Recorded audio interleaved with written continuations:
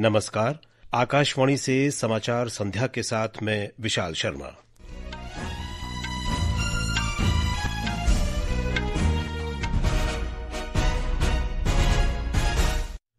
मुख्य समाचार। प्रधानमंत्री नरेंद्र मोदी ने देश के निजी क्षेत्र और स्टार्टअप्स से प्रतिवर्ष 50 रॉकेट प्रक्षेपित करने के लक्ष्य के साथ आगे बढ़ने को कहा। राष्ट्रीय अंतरिक्ष दिवस के अवसर पर इस लक्ष्य को प्राप्त करने के लिए अगली पीढ़ी के सुधारों के कार्यान्वयन पर बल दिया। भारतीय डाक विभाग अमेरिका के शुल्क नियमों में बदलाव के कारण 25 अगस्त से अमेरिका के लिए अपनी सेवाएं अस्थायी रूप से निलंबित करेगा। उत्तराखंड के आपदा प्रभावित चमोली जिले में राहत और बचाव कार्य युद्ध स्तर पर जारी। मौसम विभाग ने कल पूर्वी राजस्थान में मूसलाधार बारिश का अनुमान व्यक्त किया। खेलो इंडिया वाटर स्पोर्ट्स श्रीनगर में संपन्न। मध्य प्रदेश 10 स्वर्ण सहित 18 पदकों के साथ पदक तालिका में शीर्ष पर और नॉर्थ ईस्ट यूनाइटेड एफसी ने कोलकाता में फाइनल में डायमंड हार्बर एफसी को हराकर डूरंड कप का खिताब बरकरार रखा। और अब समाचार विस्तार से। प्रधानमंत्री नरेंद्र मोदी ने भारत के निजी क्षेत्र और स्टार्टअप से प्रतिवर्ष 50 रॉकेट प्रक्षेपित करने के लक्ष्य के साथ आगे बढ़ने का आग्रह किया है। श्री मोदी ने आज राष्ट्रीय अंतरिक्ष दिवस के अवसर पर कहा कि सरकार का इस लक्ष्य को प्राप्त करने के लिए अगली पीढ़ी के सुधारों को लागू करने का इरादा और इच्छा शक्ति दोनों है। श्री मोदी ने अंतरिक्ष समुदाय को आश्वासन दिया कि सरकार हर कदम पर उनके साथ मजबूती से खड़ी है। आज स्पेस डे के दिन मैं देश के स्पेस स्टार्टअप से कहूंगा, क्या हम स्पेस सेक्टर में अगले 5 वर्षों में 5 यूनिकॉर्न खड़े कर सकते हैं? अभी हम भारत की धरती से साल में 5-6 बड़े लॉन्च देखते हैं। मैं चाहूंगा कि प्राइवेट सेक्टर आगे आए और अगले 5 साल में हम उस स्थिति में पहुंचे कि हर साल 50 रॉकेट लॉन्च कर पाए।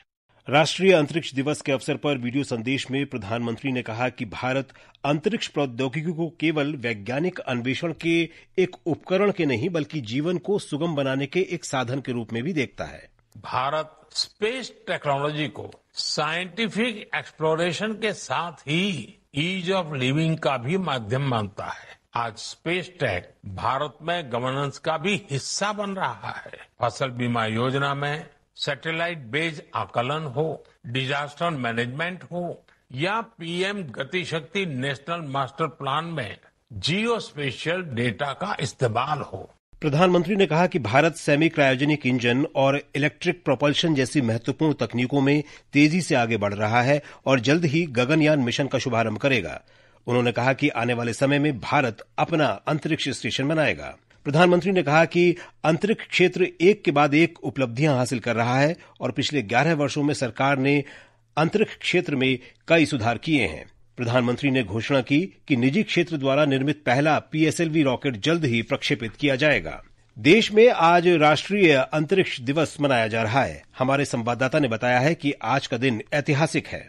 आज ही के दिन वर्ष 2023 में भारत ने अंतरिक्ष क्षेत्र में ऐतिहासिक उपलब्धि हासिल की थी। चंद्रयान 3 मिशन के तहत विक्रम लैंडर ने चंद्रमा की सतह पर सफलतापूर्वक सॉफ्ट लैंडिंग की थी। इस सफलता के साथ भारत चंद्रमा पर उतरने वाला चौथा देश बना और चंद्रमा के दक्षिणी ध्रुव क्षेत्र में उतरने वाला पहला देश भी बना। लैंडिंग के बाद प्रज्ञान रोवर को भी सफलतापूर्वक उतारा गया। लैंडिंग स्थल का नाम शिव शक्ति पॉइंट रखा गया। इस ऐतिहासिक पल को यादगार बनाने के लिए भारत सरकार ने 23 अगस्त को राष्ट्रीय अंतरिक्ष दिवस के रूप में मनाने की घोषणा की। ये दिन भारत के अंतरिक्ष क्षेत्र में उपलब्धियों का जश्न मनाने, तकनीकी प्रगति को पहचानने और युवाओं को प्रेरित करने के लिए मनाया जाता है। इसका उद्देश्य बच्चों और युवाओं में अंतरिक्ष विज्ञान के प्रति रुचि बढ़ाना और इस क्षेत्र के वैज्ञानिकों को रोल मॉडल के रूप में प्रस्तुत करना है। आज के दिन इसरो अध्यक्ष वी नारायणन ने घोषणा की कि भारत चंद्रयान 4 मिशन की तैयारी कर रहा है, जिसमें शुक्र ग्रह पर एक ऑर्बिटर मिशन भी शामिल होगा। उन्होंने यह भी बताया कि भारत का खुद का भारतीय अंतरिक्ष स्टेशन 2035 तक तैयार होगा, जिसका पहला हिस्सा 2028 तक लॉन्च कर दिया जाएगा। पल्लवी परमार के साथ अमन यादव, आकाशवाणी समाचार, दिल्ली। अंतरिक्ष राज्य मंत्री डॉक्टर जितेंद्र सिंह ने आज नई दिल्ली में दूसरे राष्ट्रीय अंतरिक्ष दिवस समारोह में कहा कि भारत में आज सैकड़ों स्टार्टअप्स हैं। डॉक्टर सिंह ने कहा कि ऑपरेशन सिंदूर के दौरान भी दुनिया ने भारत की अंतरिक्ष और प्रौद्योगिकी क्षमताओं को देखा।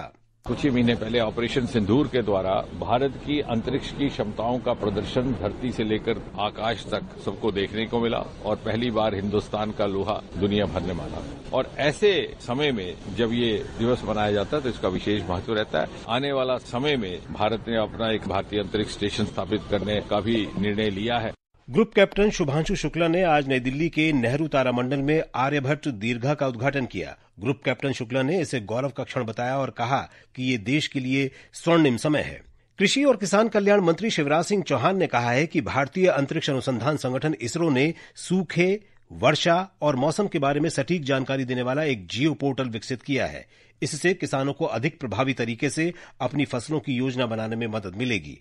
श्री चौहान ने आज नई दिल्ली में राष्ट्रीय अंतरिक्ष दिवस समारोह के सत्र को वर्चुअल माध्यम से संबोधित करते हुए बताया कि वैज्ञानिक फसलों में लगने वाले कीड़ों का पता लगाने की एक नई तकनीक पर भी काम कर रहे हैं। हमने कई तकनीक विकसित करने की कोशिश की है। किसान अगर फोटो खींच के भी डाल दे तो फसल में कौन सा कीट है इसका पता चल जाए। रियल टाइम गेहूं मॉनिटरिंग का सवाल हो, गेहूं की बुआई, कटाई, क्षेत्रफल, अभी इसका सटीक अनुमान लगाना आसान हो गया है। ये समाचार आकाशवाणी से प्रसारित किए जा रहे हैं। ताजा समाचार जानने के लिए आप हमारे social media handle @AIR News Hindi को फॉलो कर सकते हैं। प्रधानमंत्री नरेंद्र मोदी ने कहा है कि भारत दुनिया की सबसे तेजी से बढ़ती बड़ी अर्थव्यवस्था है और जल्द ही दुनिया की तीसरी सबसे बड़ी अर्थव्यवस्था बनने वाली है। श्री मोदी ने दिल्ली में एक निजी मीडिया हाउस के कार्यक्रम में कहा कि भारत अपनी मजबूती और लचीलेपन के दम पर दुनिया में उम्मीद की किरण बनकर उभरा है। आज भारत दुनिया की फास्टेस्ट ग्रोइंग मेजर इकोनॉमी है। हम बहुत जल्द दुनिया की तीसरी सबसे बड़ी इकोनॉमी बनने वाले हैं। एक्सपर्ट कह रहे हैं कि दुनिया की ग्रोथ में भारत का कंट्रीब्यूशन बहुत जल्द करीब 20% होने जा रहा है। प्रधानमंत्री ने कहा कि देश में मुद्रास्फीति दर कम है, ब्याज दरें भी कम हैं और विदेशी मुद्रा का भंडार भी मजबूत है। श्री मोदी ने कहा कि विशेषज्ञों का मानना है कि विश्व के विकास में भारत का योगदान बहुत जल्द लगभग 20% हो जाएगा। उन्होंने कहा कि हर महीने लाखों घरेलू निवेशक SIP के जरिए बाजार में हजारों करोड़ रुपए का निवेश कर रहे हैं। प्रधानमंत्री ने कहा कि मेड इन इंडिया 6G पर काम चल रहा है। संचार मंत्रालय के अधीन डाक विभाग ने 25 अगस्त से अमेरिका जाने वाली सभी डाक वस्तुओं की आपूर्ति अस्थायी रूप से निलंबित करने का निर्णय लिया है। ये निर्णय अमेरिका सरकार के एक कार्यकारी आदेश के बाद आया है। इसमें इस महीने की 29 तारीख से $800 तक मूल्य की वस्तुओं पर शुल्क पर छूट वापस ले ली जाएगी। संचार मंत्रालय ने कहा है कि अमेरिका जाने वाली सभी अंतर्राष्ट्रीय डाक वस्तुएं, चाहे उनका मूल्य कुछ भी हो, सीमा शुल्क के अधीन होंगी। हालांकि $100 तक की उपहार वस्तुएं शुल्क से मुक्त रहेंगी। विदेश मंत्री डॉक्टर एस जयशंकर ने कहा है कि भारत अमेरिका व्यापार वार्ता अभी भी जारी है। उन्होंने कहा कि सरकार देश के किसानों और छोटे उत्पादकों के हितों की रक्षा के लिए प्रतिबद्ध है। आज नई दिल्ली में ET वर्ल्ड लीडर्स फोरम में उन्होंने कहा कि भारत अमेरिका के साथ बातचीत में अपनी सीमाओं के बारे में स्पष्ट है और वो सदैव राष्ट्रीय हित में निर्णय लेगा। डॉक्टर जयशंकर ने कहा कि 1970 के दशक से भारत पाकिस्तान संबंधों के बारे में भारत किसी की भी मध्यस्थता स्वीकार नहीं करेगा। भारत और ऑस्ट्रेलिया ने व्यापक आर्थिक सहयोग समझौते CECA को और आगे बढ़ाने की अपनी प्रतिबद्धता दोहराई है। दोनों पक्षों ने आज नई दिल्ली में संपन्न हुए CECA के 11वें दौर की वार्ता के दौरान इस पर चर्चा की। 6 दिन की वार्ता का उद्देश्य द्विपक्षीय व्यापार और आर्थिक साझेदारी को मजबूत करने के साझा उद्देश्य को और आगे बढ़ाना था। वाणिज्य और उद्योग मंत्रालय ने कहा कि इस दौरान दोनों पक्षों ने यह सुनिश्चित किया कि CECA सार्थक लाभ, आर्थिक अवसर और एक संतुलित परिणाम प्रदान करे। दोनों देश पारस्परिक रूप से लाभकारी व्यापक आर्थिक सहयोग को शीघ्र पूरा करने के लिए प्रतिबद्ध हैं। ये समाचार हमारी वेबसाइट www.newsonair.gov.in और हमारे न्यूज ऑन AIR ऐप पर भी उपलब्ध हैं। उत्तराखंड के चमोली जिले के आपदा प्रभावित थराली में युद्ध स्तर पर राहत और बचाव कार्य जारी हैं। इस घटना में एक महिला का शव बरामद किया गया है। आपदा प्रबंधन और पुनर्वास सचिव विनोद कुमार सुमन ने बताया कि प्रभावित क्षेत्र में स्थिति स्थिर है और राहत तथा बचाव दल तत्परता से काम कर रहे हैं। डीएम और एसपी मौके पर हैं। उनके द्वारा लगातार रेस्क्यू के कार्य किए जा रहे हैं। डीएम एसपी के साथ में एनडीआरएफ, एसडीआरएफ, आईटीबीपी, एसएसबी, स्थानीय पुलिस, सब विभागों के लोग काम कर रहे हैं। वर्तमान में स्थिति सामान्य है। जो लोग प्रभावित हुए हैं उनके लिए स्थानीय तहसील में रुकने की व्यवस्था की गई है, उनके खाने की व्यवस्था की गई है। तत्काल राहत के लिए तौर पर किया गया है वहाँ व्यवस्था, ताकि किसी प्रकार से दिक्कत न हो। राजस्थान में कोटा, बूंदी, बारां और सवाई माधोपुर जिलों में तेज बारिश से जनजीवन अस्त व्यस्त हो गया है। सेना, एनडीआरएफ और एसडीआरएफ की टीमों ने 200 से अधिक लोगों को सुरक्षित स्थानों पर पहुंचाया है। तेज बारिश से जिले के 100 से अधिक गांवों का जिला मुख्यालय कोटा से संपर्क टूट गया है। धौलपुर जिला प्रशासन ने चंबल नदी के किनारे बसे सभी गांवों में हाई अलर्ट घोषित किया है। इधर राष्ट्रीय राजधानी दिल्ली में आज शाम तेज बारिश हुई। मौसम विभाग के अनुसार अगले 2 दिनों में दिल्ली के कई स्थानों पर हल्की से मध्यम बारिश की संभावना है, जबकि कुछ स्थानों पर तेज वर्षा का भी अनुमान है। मौसम विभाग ने अनुमान व्यक्त किया है कि कल पूर्वी राजस्थान में अत्यधिक बारिश की संभावना है। मौसम विभाग ने कहा कि अगले 5 दिनों के दौरान देश के पूर्वी और मध्य भागों में कुछ स्थानों पर हल्की से मध्यम बारिश की संभावना है।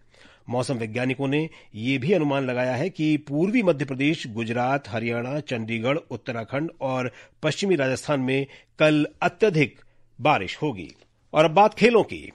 नॉर्थ ईस्ट यूनाइटेड एफसी ने 134वां डूरन कप फुटबॉल टूर्नामेंट का खिताब अपने नाम कर लिया है। एक रिपोर्ट। आज कोलकाता के युवा भारती क्रीड़ांगन में खेले गए फाइनल मैच में गत विजेता नॉर्थ ईस्ट यूनाइटेड एफसी ने डायमंड हार्बर एफसी को 6-1 से हराकर लगातार दूसरे साल इस प्रतिष्ठित टूर्नामेंट को अपने नाम किया। नॉर्थ ईस्ट यूनाइटेड एफसी की तरफ से पहला गोल मैच के 30वें मिनट में अशीर अख्तर ने किया। इसके बाद 45वें मिनट में पार्थिव गोगोई और 50वें मिनट में थोई सिंह ने गोल करके बढ़त को 3-0 कर दिया। पर इसके बाद नॉर्थ ईस्ट यूनाइटेड एफसी ने एक बार फिर आक्रामक खेल दिखाते हुए जैरो संपेरियो, एनडी और अलादुद्दीन अजराई के एक के बाद एक 3 गोलों की मदद से टीम को 6-1 से जीत दिला दी। समाचार कक्ष से मैं आकर्षिता सिंह।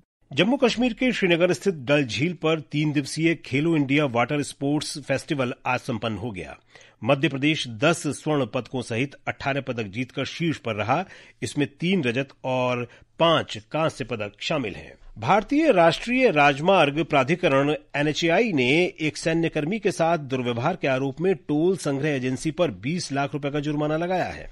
इस कंपनी का अनुबंध समाप्त करने के साथ ही उसे 1 वर्ष के लिए बोलियों में भाग लेने से भी प्रतिबंधित कर दिया गया है। सड़क परिवहन और राजमार्ग मंत्रालय ने कहा कि एजेंसी की 3 करोड़ 66 लाख रुपए की प्रतिभूति राशि मेरठ करनाल खंड पर भूनी टोल प्लाजा के क्षतिग्रस्त उपकरणों और बुनियादी ढांचे की मरम्मत में खर्च की जाएगी। और अब अंत में मुख्य समाचार एक बार फिर। प्रधानमंत्री नरेंद्र मोदी ने देश के निजी क्षेत्र और स्टार्टअप से प्रतिवर्ष 50 रॉकेट प्रक्षेपित करने के लक्ष्य के साथ आगे बढ़ने को कहा। राष्ट्रीय अंतरिक्ष दिवस के अवसर पर इस लक्ष्य को प्राप्त करने के लिए अगली पीढ़ी के सुधारों के कार्यान्वयन पर बल दिया। प्रधानमंत्री ने कहा कि भारत अपनी मजबूती और लचीलेपन के साथ दुनिया के लिए आशा की किरण है। उन्होंने कहा कि इस वर्ष के अंत तक पहली मेड इन इंडिया चिप बाजार में आ जाएगी। भारतीय डाक विभाग अमेरिका के शुल्क नियमों में बदलाव के कारण 25 अगस्त से अमेरिका के लिए अपनी सेवाएं अस्थायी रूप से निलंबित करेगा। उत्तराखंड के आपदा प्रभावित चमोली जिले में राहत और बचाव कार्य युद्ध स्तर पर जारी। मौसम विभाग ने कल पूर्वी राजस्थान में मूसलाधार वर्षा का अनुमान व्यक्त किया। और खेलो इंडिया वाटर स्पोर्ट्स श्रीनगर में संपन्न, मध्य प्रदेश 10 स्वर्ण सहित 18 पदकों के साथ पदक तालिका में शीर्ष पर। इसके साथ ही समाचार संध्या का ये अंक समाप्त हुआ। नमस्कार।